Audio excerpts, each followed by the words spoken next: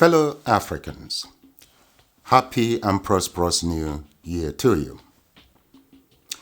Have you ever wondered why governments of the developed world invest huge sums of dollars in media outlets to reach citizens of underdeveloped nations? Have you ever thought about that?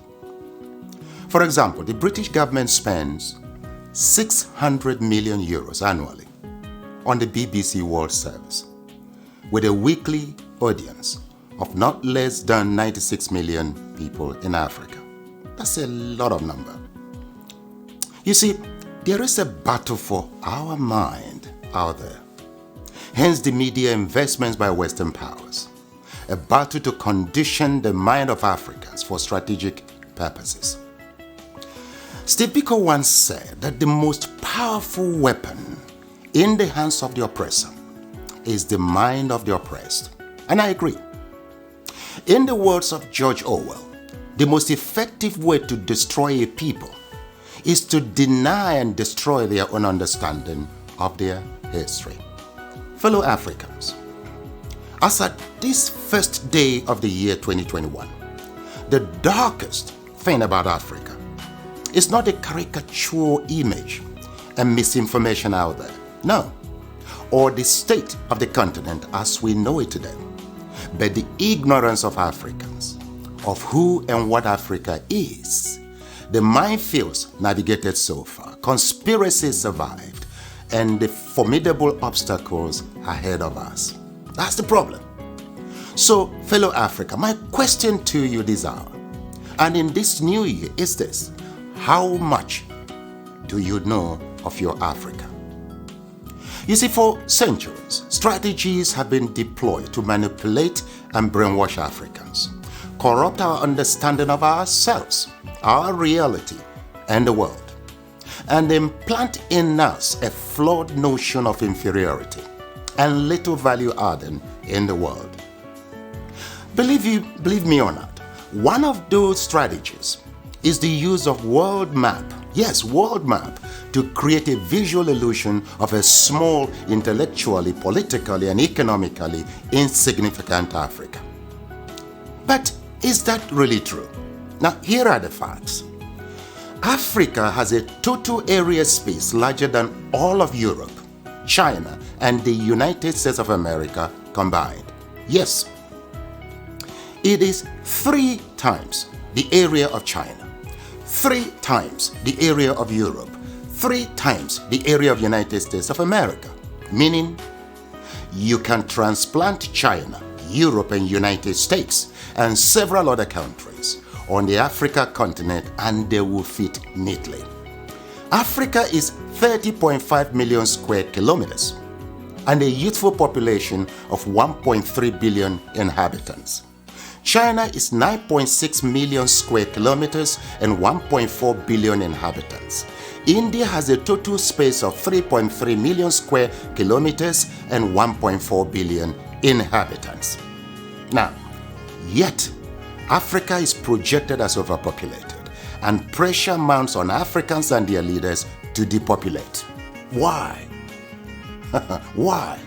Now, please note, Africa is home to 60% of the world's arable land, 90% of raw material reserve, 40% of gold reserve, 33% of diamond reserve, 95% of platinum reserve, and holds the largest bauxite reserves in the world. Of course, in addition to manganese, woods, uranium, crude oil, and others. Yet, the continent is touted as the poverty capital of the world and ripe for depopulation. The question is, why? Well, President Jacques Chirac of France provides an illuminating insight.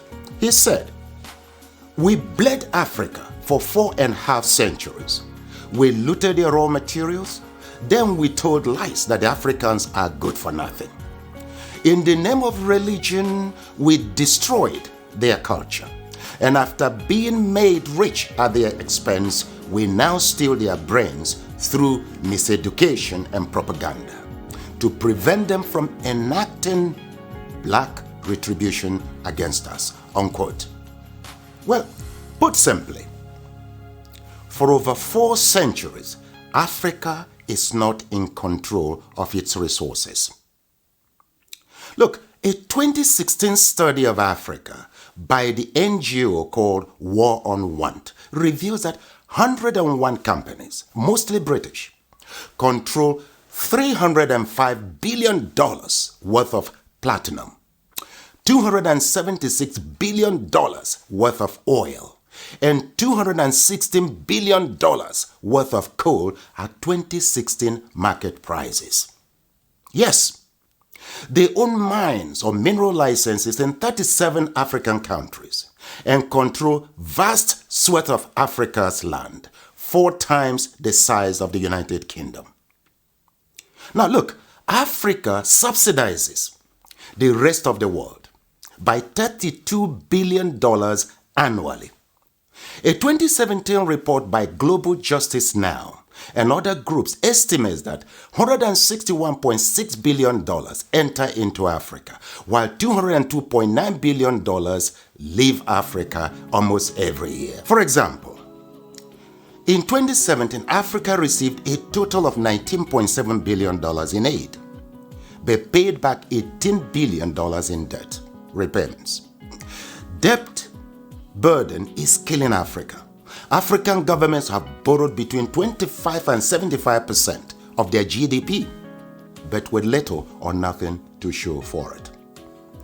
Africans in the diasporas remit not less than $32 billion annually, but multinational companies siphon $32.4 billion in profits and illicit financial outflows.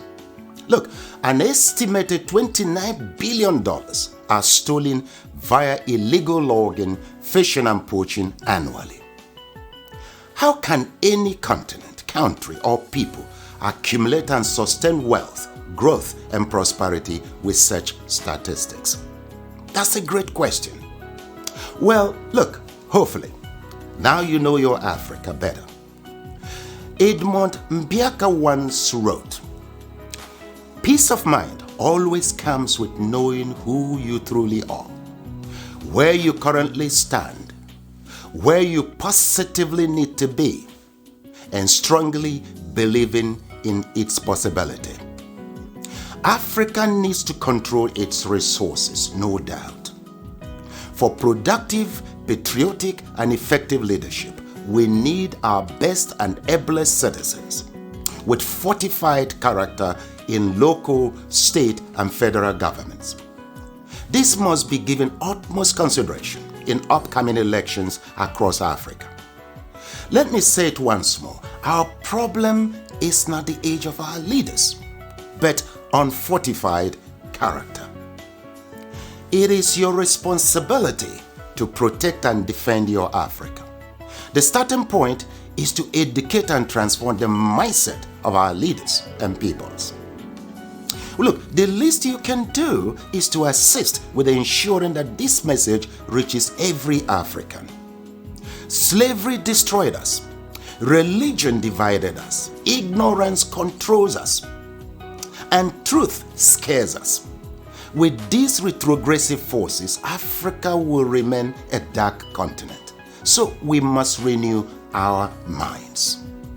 Please share this video in support of my efforts at reconstructing Africa through mindset transformation. You see, together, we will reconstruct Africa and take charge of our destiny. For who controls Africa controls the world. I thank you.